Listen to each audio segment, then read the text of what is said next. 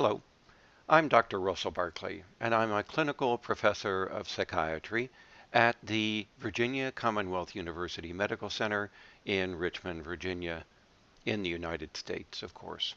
And today I want to speak with you about the nature of ADHD, or attention deficit hyperactivity disorder, as a disorder of executive functioning and self-regulation.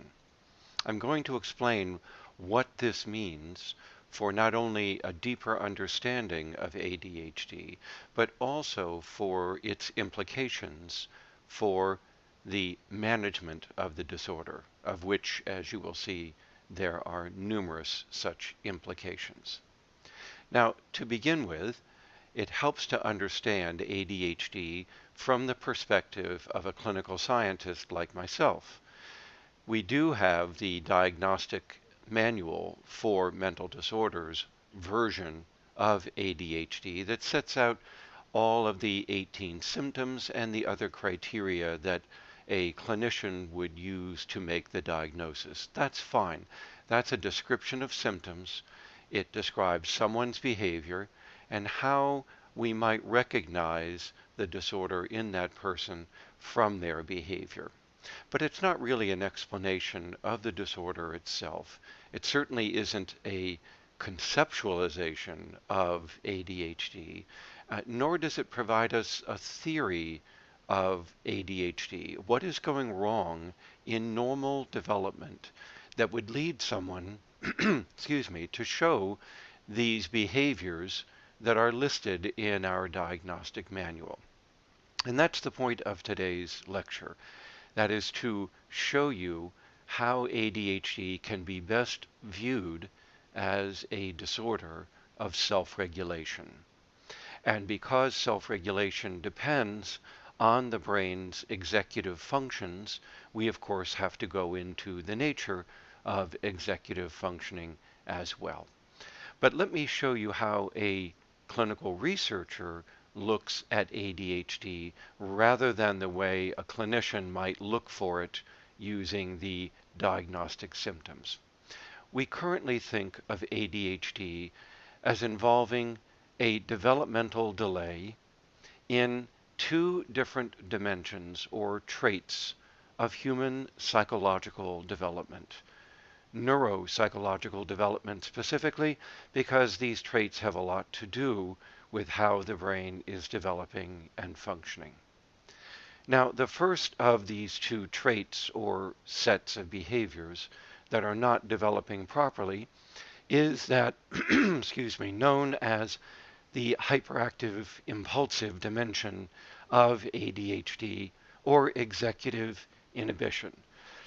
Excuse me. Now, this dimension is the first to develop in terms of the deficits that we see in ADHD. And we see this not only in the fact that the child is very hyperactive, restless, and fidgeting, and moving around a great deal, but we also see it in excessive talking and verbal behavior and interrupting others. That is how the diagnostic manual would describe this particular dimension. But clinicians like myself, who also do research, know that this problem with impulsiveness or lack of inhibition extends to other domains of functioning. For instance, we know that there is a mental aspect to this impulsiveness, what we think of as cognitive disinhibition. The individual has difficulty suppressing thoughts that are not relevant to the goal that they're pursuing or the task at hand. We also see it in the fact that they make very rapid decisions about what is happening around them and in their mind, very rapid decisions about what they're going to do without a lot of contemplation or thoughtfulness put into thinking about what they should be doing. So there's not a lot of reflection going on here in the mind of someone with ADHD. Their thoughts are coming rather rapidly. They're not very relevant to what is happening. They're very distracting. And the person makes very rapid decisions based upon these thoughts. Another form of impulsiveness that we see is one of motivation. The individual finds it very difficult to delay gratification and to work for a larger goal that is delayed or longer term. Instead, the person is more governed by the immediate rewards in a situation, the small immediate consequences, what they can get now, excuse me, and that is what dominates their behavior. So we find that it's very hard for them to work over time toward a future goal because that goal that is distant in the future doesn't really motivate them very well. They're not so interested in that. They don't value it very much. Psychologists refer to this as temporal discounting or reward discounting, and that is simply that the longer a consequence is delayed before its occurrence, the less value it has in motivating someone. And people with ADHD show a very steep discounting of rewards based on their delay. They just don't value them as much. Finally, there's another form of impulsiveness that isn't mentioned in our diagnostic manual, but is very important for ADHD. Indeed, it's a central feature of ADHD as much as any of the other forms of impulsiveness that I've mentioned here, and that is emotional impulsiveness, or what might be called emotional dysregulation. And that is that the person shows very poor self-control over their emotions. And we see this in two forms. The first is that their emotions are expressed very quickly, very impulsively, so that when an event happens that provokes strong emotion, their emotions are being displayed very fast. Whereas in someone else, they might be suppressed. And then the individual would have time to think about it a little bit as to how they want to express that emotion. But not in ADHD. Here we see that the emotion is up, out, and expressed without regard for its appropriateness for this situation or what it means for the longer-term welfare of that person. The second part of this emotional dysregulation is that the person has trouble down-regulating, that is, moderating or softening or dampening the emotion once the strong emotion has occurred. So that the self-control of emotion that we all show, where we inhibit the strong emotion, talk to ourselves, calm ourselves down, try to self-soothe, and otherwise lessen the emotion before we express it, because we know that in doing so, it's going to be more supportive of our welfare. We're not going to get into as much difficulty with others if we are able to moderate our emotions.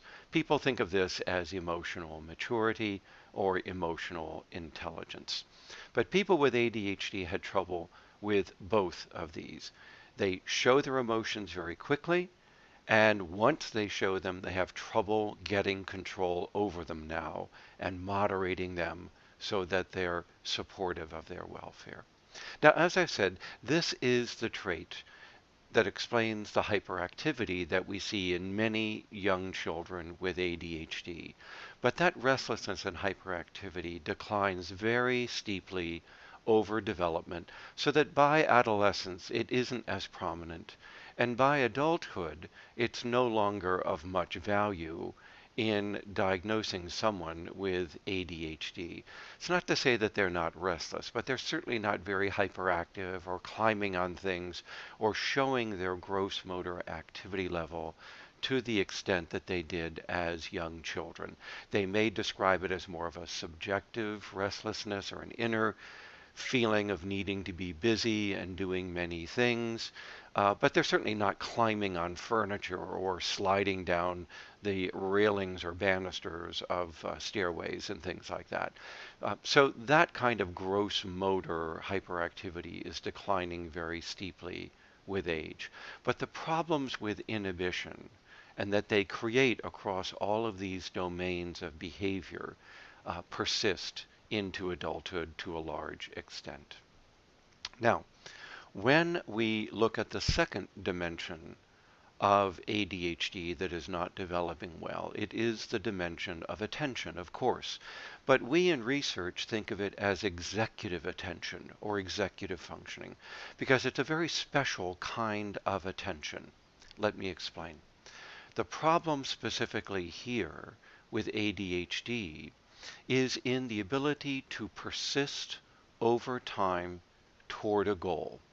And while there are at least 6 kinds of attention that are mediated through our brain, ADHD isn't disrupting all of these kinds of attention.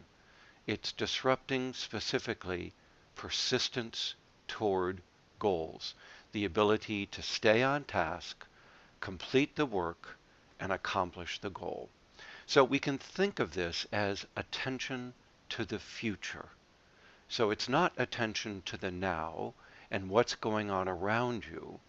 It's paying attention and persisting toward the goals that you're trying to accomplish or that you've been told to do, like when a teacher assigns a task to a student to do at their desk. Can the individual sustain action over time toward that goal in order to complete it successfully?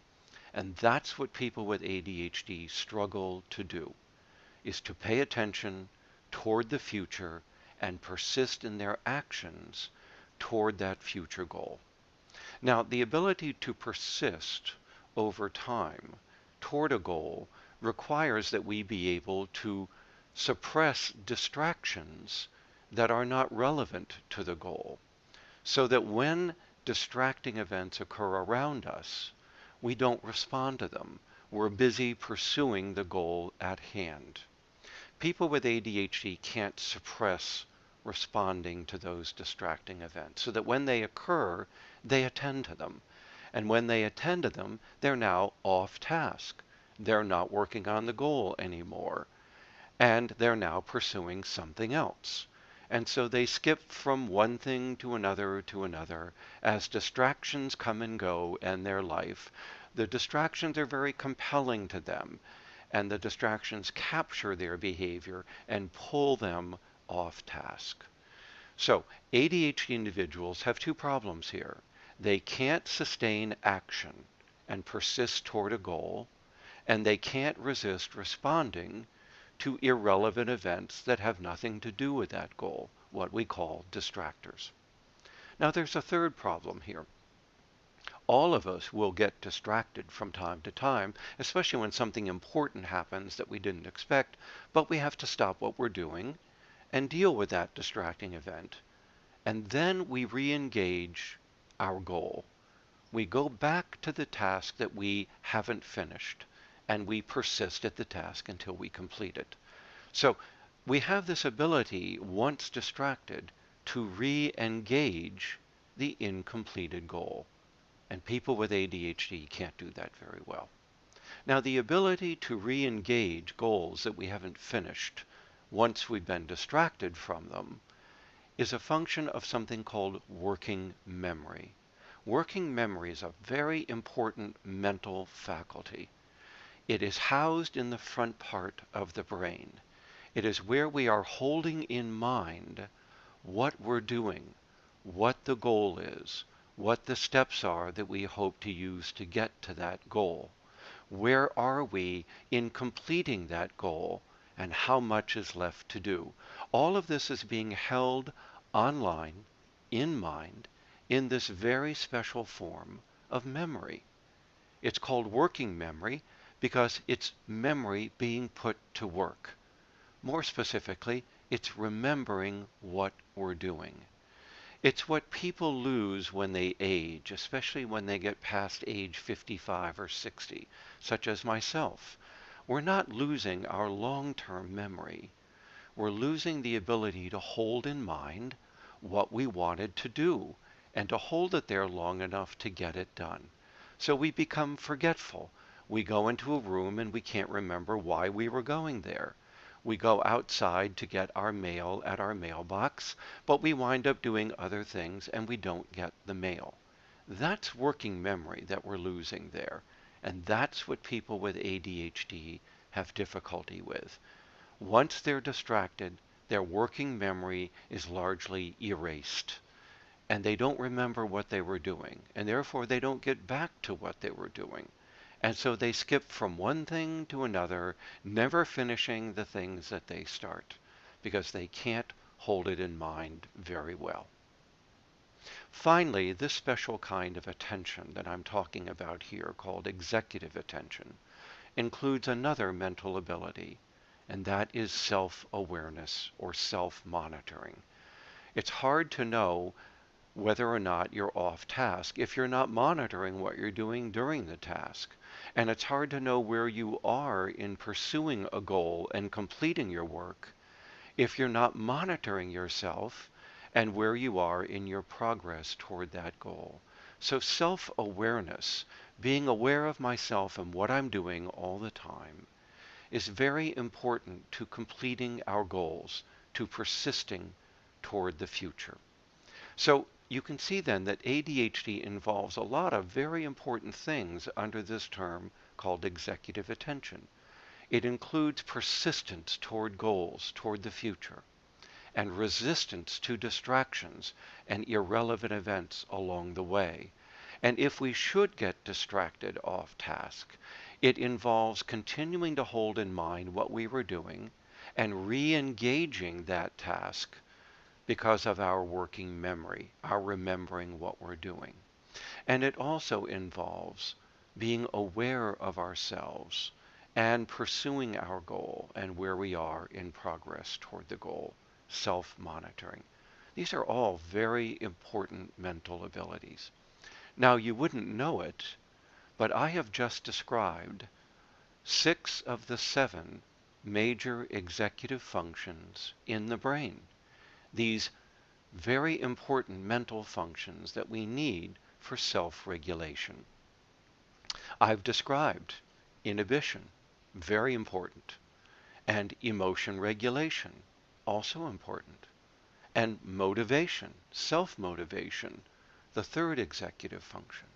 I've described working memory, which is the 4th of those executive functions. And actually, working memory can be divided into 2 kinds: verbal, talking to ourselves, and visual, using images in our mind. So there's 2 kinds of working memory that are being disrupted here, not just one. And then, of course, I've also described self-awareness. The only one I haven't mentioned is planning and problem solving, and we'll get to that. So you can see that when a researcher looks at ADHD, like myself, I see that many of the brain's executive functions aren't working very well, and that's what people are thinking of when they think of ADHD. It's not just an attention deficit, and it's not just hyperactivity. It's a problem with all of these different executive functions. And that is